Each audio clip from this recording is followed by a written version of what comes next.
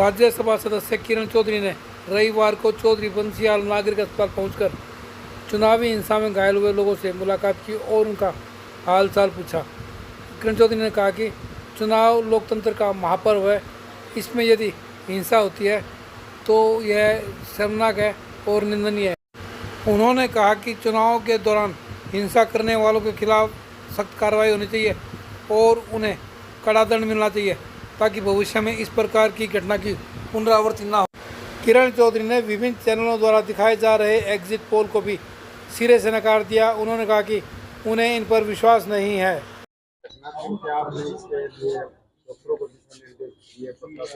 बड़े दुखद की बात है कि चुनाव जो है, जो प्रजातंत्र का सबसे बड़ा पर्व माना जाता है, जिसके जरिए लोग अपने मन मर्जी से जो हैं अपने नुमाइंदे चुनते हैं, अपनी सरकार चुनते हैं, उस पर्व को इस तरह से प्रदूषित किया गया कि जो है गुंडे लाकर जो है मार पिटाई करी गई है। एक के ऊपर तो जानलेवा हमला हुआ है, ये गारनपुरा के अंदर पूरी तरह से देखा आपने क्या हाल करे हैं।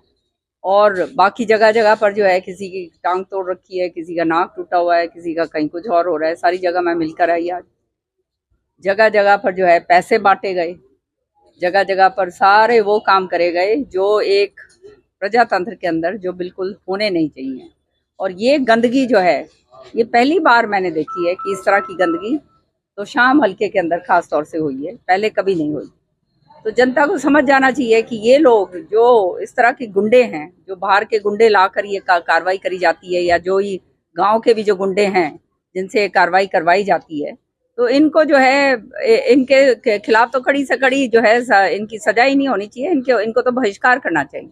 क्या लगता है कांग्रेस प्रत्याशी अनिरुद्ध चौधरी का इसमें हाथ है या उनका कोई सह हो सकती है इसमें? तो ये तो अब देखिए, मैं किसी का नाम क्यों लूं, कौन क्या है, लेकिन सत्य ये है कि जब पोलिंग बूथ के ऊपर चैन और अमन से जो है वोटिंग पड़ रही है, वोटिंग हो रही है, और फिर वो कार्यकर्ता जो हैं कांग्रेस के, वो रोकने की कोशिश कर रहे हैं कि वोटिंग ना हो पाए, पोलिंग ना हो पाए, पोलिंग आहिस्ता हो ताकि वोट पूरी ना पड़ पाए।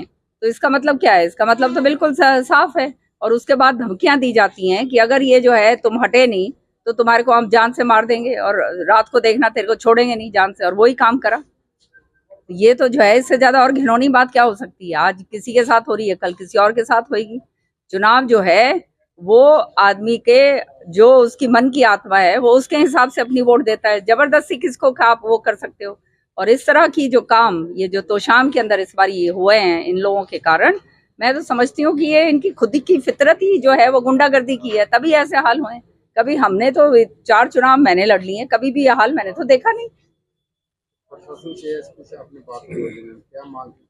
नहीं, जो जायज बात है और जो जिन्होंने ये करा है उनके खिलाफ सख्त से सख्त कार्रवाई होनी चाहिए। इसमें तो कोई दूसरी बात ही नहीं है।